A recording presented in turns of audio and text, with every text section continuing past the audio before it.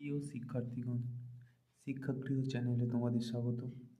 আজ আমি আলোচনা করব ক্লাস 11 রাষ্ট্রবিজ্ঞান দ্বিতীয় সেমিস্টারের একটি 6 নম্বরের গুরুত্বপূর্ণ প্রশ্ন। সেটি হলো মৌলানা আবুল কালাম আজাদের শিক্ষা সম্পর্কিত ধারণা। মৌলানা আবুল কালাম আজাদ স্বাধীন ভারতের প্রথম শিক্ষামন্ত্রী। একজন বিশিষ্ট শিক্ষাবিদ ও পণ্ডিত হিসাবে তিনি মনে করতেন খাদ্য বস্ত্রের পরেই শিক্ষার স্থান। সদ্য স্বাধীন ভারতবর্ষের শিক্ষার উন্নতি ও সংস্কার সাধনের জন্য যেসব কর্মসূচি ও পদক্ষেপ মৌলানা আজাদ নিয়েছিলেন তা এক কথায় যুগান্তকারী।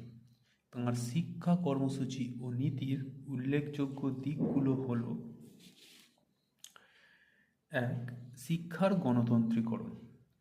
মৌলানা আজাদ ভারতীয় সমাজের জাতপাত ভিত্তিক কুসংস্কার, বর্ণবৈষম্য, জাতিভেদ ব্যবস্থার অস্তিত্ব দেখে এটা বুঝতে পেরেছিলেন যে অসাম্যের শিকড় অনেক গভীরে থেকে গেছে।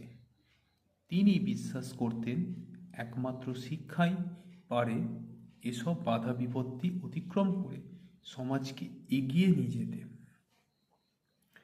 এজন্য তিনি প্রতিটি নাগরিকের শিক্ষা গ্রহণের সুযোগ সুবিধার মধ্যে একটা সমতা আনতে চেয়েছেন। 2 নম্বর পয়েন্ট, বিজ্ঞান ও প্রযুক্তিগত শিক্ষার উপর গুরুত্ব আরোপ। মৌলানা আজাদের লক্ষ্য ছিল উন্নততর প্রযুক্তিগত শিক্ষায় ভারতকে স্বাবলম্বী করে গড়ে তোলা, যাতে কারিগরি ও প্রযুক্তির ক্ষেত্রে কোনো দেশের উপর আমাদের নির্ভর না করতে হয়। তাই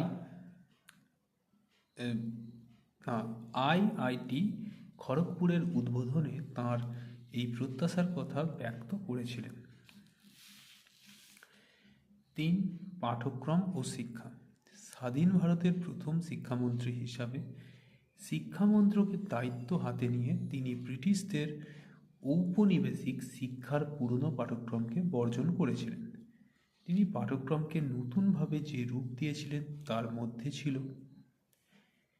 1. প্রাথমিক শিক্ষার পাঠ্যক্রম, 2. মাধ্যমিক শিক্ষার পাঠ্যক্রম, 3. উচ্চ শিক্ষার পাঠ্যক্রম, 4.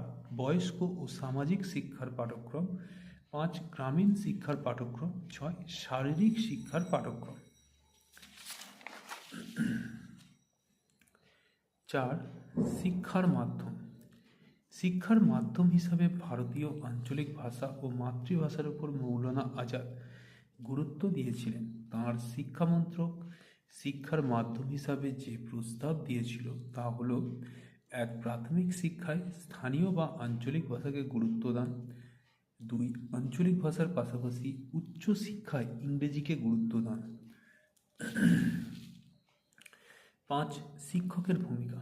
মৌলানা আবুল কালাম আজাদ শিক্ষকের ভূমিকাকে ছাত্রছাত্রীদের কাছে রোল মডেল বা আদর্শ হিসাবে তুলে ধরতে চেয়েছিলেন। তিনি মনে করতেন শিক্ষার্থীদের নৈতিক চরিত্র গঠনে শিক্ষকের বড় ভূমিকা রয়েছে। 6. নারী শিক্ষা। মৌলানা আজাদ নারীদের শিক্ষার প্রতি বিশেষ গুরুত্ব দিয়েছিলেন। তিনি মনে করতেন স্বাধীন ভারতের নাগরিক হিসাবে শিক্ষা মেয়েদের মৌলিক অধিকার। সেই সঙ্গে তিনি এও মনে করতেন ভারতের মতো দেশে নারী শিক্ষার প্রসার সমাজের বিকাশের ক্ষেত্রে মস্ত বড় ভূমিকা নিতে পারে। তিনি বলতেন পরিবারে মা যদি শিক্ষিত হয় তাহলে ছেলেমেয়েরাও শিক্ষিত হয়।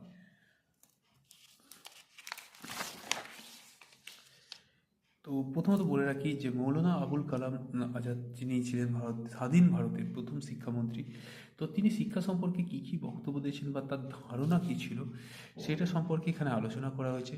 তাঁর মতে যেটা হচ্ছে মানুষের প্রথম প্রয়োজন হচ্ছে খাদ্য বস্ত্র, তারপরই হচ্ছে শিক্ষাস্থান।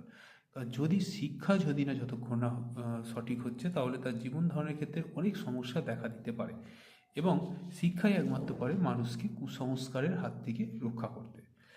এবার প্রথমে তিনি বলেছেন যে শিক্ষাই গণতন্ত্রীকরণ। শিক্ষার যে গণতন্ত্রীকরণের কথা বলছে, যে শিক্ষা হবে অবশ্যই কুসংস্কার বিরোধী, বর্ণবৈষম্য বিরোধী, জাতিভেদ ব্যবস্থা এই সমস্ত জিনিসের বিরোধী। তো সেই জিনিসগুলো যখন দেখেছিলেন কুসংস্কার, জাতিভেদ বা বর্ণ বৈষম্য, তো সেখান থেকে তিনি বুঝতে পেরেছেন যে যে মানুষের মধ্যে যে অসাম্য সেটা অনেকটাই গভীরে পৌঁছে গেছে, এবং তার জন্যই তিনি শিক্ষা যাতে এই সমস্ত বাধা বিপত্তি থেকে এগিয়ে আসে এবং মানুষ যাতে শিক্ষা গ্রহণের মাধ্যমে যে যে সমস্ত সুযোগ সুবিধা তারা পেয়ে থাকবে সেটা ক্ষেত্রে সমতা তারা পেতে পারে।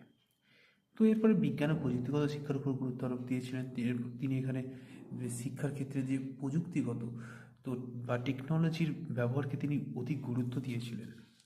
সেক্ষেত্রে যখন দেখা যায় যে খড়গপুরে যে আইআইটি যে গঠিত হয়েছিল, সেখানে তিনি তার বক্তব্য তিনি এই প্রযুক্তিগত শিক্ষার যে গুরুত্ব সে বিষয়টি সেখানে তুলে ধরেছেন, এবং শিক্ষার পাঠ্যক্রম ও শিক্ষাটা কেমন হওয়া উচিত সে বিষয়ে তিনি তার বক্তব্য তিনি কী করেছিলেন, তিনি যে ইংরেজদের দেওয়া যে পাঠ্যক্রম সেটাকে তিনি বাতিল করে নতুন ধরনের শিক্ষা করেছিলেন, যেখানে প্রাথমিক, মাধ্যমিক, উচ্চশিক্ষা, বয়স্ক শিক্ষা, গ্রামীণ শিক্ষা ও শারীরিক শিক্ষার বিষয়গুলোকে আলাদা আলাদাভাবে তুলে ধরেছিলেন। আবার শিক্ষার মাধ্যম হিসাবে তিনি প্রথমত আঞ্চলিক ও মাতৃভাষার ওপরই তিনি গুরুত্ব দিয়ে চলেছিলেন। তার সাথে সাথে কী করেছিলেন, আঞ্চলিক ভাষার পাশাপাশি উচ্চশিক্ষায় ইংরেজিকেও গুরুত্ব যাতে দেওয়া যায় সেই কথাও তিনি বলেছিলেন। শিক্ষকের ভূমিকা এমনভাবে হওয়া উচিত তার মতে যে তারা যেন ছাত্রছাত্রীরা রোল মডেল বা আদর্শ হিসাবে হয়, এটাই তিনি বলতে চেয়েছেন। শেষে তিনি বলা যায় যে তিনি নারী শিক্ষার কথা বলেছেন, যাতে নারীরা যাতে যে একটা পরাধীনতার গ্লানি আছে সমাজ জীবনে, যে তারা সমস্যার মধ্যে পড়েছে, সেক্ষেত্রে তাদের শিক্ষার জন্য তিনি গুরুত্ব দিয়েছিলেন, এবং তিনি বলেছিলেন যে এই ধরনের শিক্ষা হচ্ছে নারীদের পুরুষদের সবার মতোই নারীদেরও মৌলিক অধিকার। তো সেই হিসাবে তিনি আরেকটা কথা বলতেন যে পরিবারে যদি মা যদি শিক্ষিত হয় তাহলে ছেলে মেয়েরাও অবশ্যই শিক্ষিত হবে। তো এই বিষয়টি ভিত্তিতে তিনি তার যে শিক্ষা সম্পর্কিত বক্তব্য তিনি আলোচনা করেছেন বা তিনি তার বক্তব্য দিয়েছেন। তো এই ভিডিওটা পর্যন্ত। তো ভিডিওটা ভালো লাগলে লাইক করে দিও, চ্যানেলে নতুন হয়ে থাকলে চ্যানেলটিকে সাবস্ক্রাইব করে দিও। দেখা হচ্ছে পরের ভিডিওতে। ধন্যবাদ।